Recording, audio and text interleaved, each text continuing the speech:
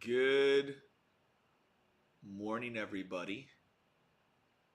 Jack Leeson with StartupTrading.com. It is the 29th here of the first day of the month. Or sorry, the first month of the year. What am I talking about? Got 2 days left. Um, and title of the video is looking for extensions prior to that FOMC, not after. So we'll blow up the NASDAQ here. We'll start off with that. As a reminder, the support level of which we've come off of for the second test has an upside target of 23,000, roughly 200. Um, so just keep that in mind. It's probably where we're going if we can break out all-time highs. And then, so the action, we've had a lot of action the last few days, but yesterday we had a retest of what was this large halfway back long that traded on Monday. Huge move out of lows on Monday, extreme volatility in the overnight session on the back of NVIDIA volatility. And then we come into the 50, we rally, and then yesterday we dropped all the way back to that 38. And boy, BZ Trader, I think it was in the room, she ran this whole move. That is such an impressive trade to hold from 21,169s all the way up to 21,573. So shout out to him. I caught some of it, but not all of it. And so moving forward, coming out of that traditional, we want to be aware of that next traditional, which I think is possible post FOMC. So that's going to be my discount window here today. So anything below that full halfway back long, I'm just not going to be interested in in shorts. So if we get down there, I'm going to be long biased at that level. Now, the negative 61 of that first draw is going to be that premium zone that I have, and that's up at 21,823. So if we get up there, I'm not looking for any longs, and we are uptrending right now. So we completed those profit targets of the traditional on Monday, and then we actually there's a couple variations of anchors here, but the Monday high, too high, I believe, held in the overnight session. Yeah, we held it in the overnight session, and we've rallied to those profit targets. That same anchor new high is roughly right around where our low is, but we didn't complete this RTH, and it's technically an RTH draw. So I actually want to leave this original anchor up and pay attention to this 21,522 here. Now, you can be more aggressive. You can draw both of these. This one, trading pre-market, it's not something I really want to take off the open, but it very well could hold that second test. That's going to be basically a gap fill here as we open. So let's just be aware of that, and then be aware of the 21,522. Now, there is another anchor, which we saw yesterday, which was this 950 anchor. We traded it here. We traded it here.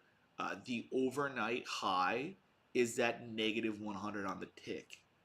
The overnight high is at negative 100 on the tick. So that is going to be here.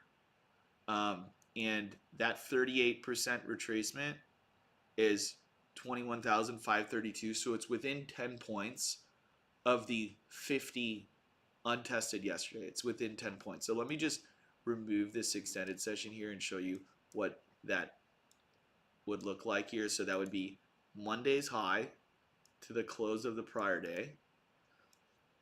You're going to have that at 21,522.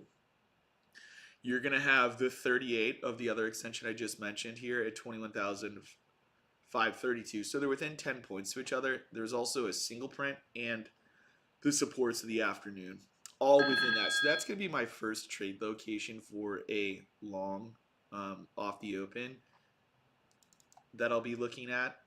And then otherwise, we may dip all the way down into, I'd be a little weary. I'd like to see confirmation if we get down to 21,042. I'm kind of just trusting this level first, and I have secondary level at 21,041s. Now, I don't know. Maybe we get that full halfway back, but once again, that full halfway back is 21,398. Maybe that happens. Um, 32. Maybe that happens post FOMC or priors. But those are going to be my setups here for this long. I'm anticipating a long continuation right now. I don't really until at least the minutes, and then we'll have to reassess based on the reaction. But if we look at the S&P 500, yesterday morning, the discount level was just like freaking spot on here, and that was an RTH level. So one of the things we can notice from yesterday's action was that RTH really mattered, and that was freaking spot on. It was basically the halfway back that I had drawn, which was the lows of Monday to, at the time, the high of Monday. We completed that profit target.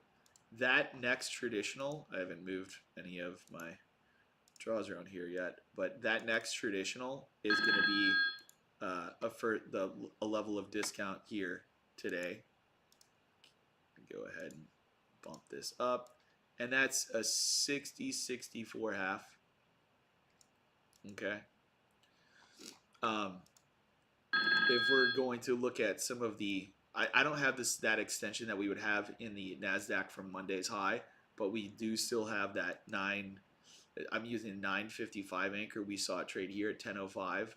We saw it trade here again, complete targets, and that same anchor new high actually just ticked its 38 here as I'm speaking. So that is a potential support level, but also we have 680s and then 60-73s below that, and those are going to be my first levels of long.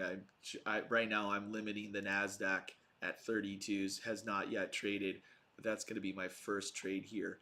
Now, if we start running up to these targets, that's where I'm going to be, sticking my premium levels, not really looking for longs above that. So I'm not looking for, and when I say I'm not looking for shorts below it, just like back off the gas. Like yesterday we had those premium levels. They came, even though it was in an uptrend, there was longs to be had, but at least in the morning session, you can always reassess during lunch, and I think that's like kind of a good rule that I have, is try not to fade those extreme levels during lunch. But after lunch, if we're above those discounts or I'm sorry, above the premiums or below the discounts, you can reassess if you think the trend's going to continue to change, and the patterns will be there. And if you're unsure what they are, just ask me. I'll let you know what I'm thinking.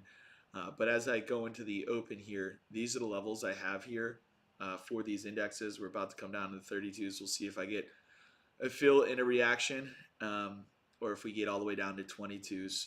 But that's going to wrap it up for me here. And I'll share these levels with you guys in the room, and we'll see what happens.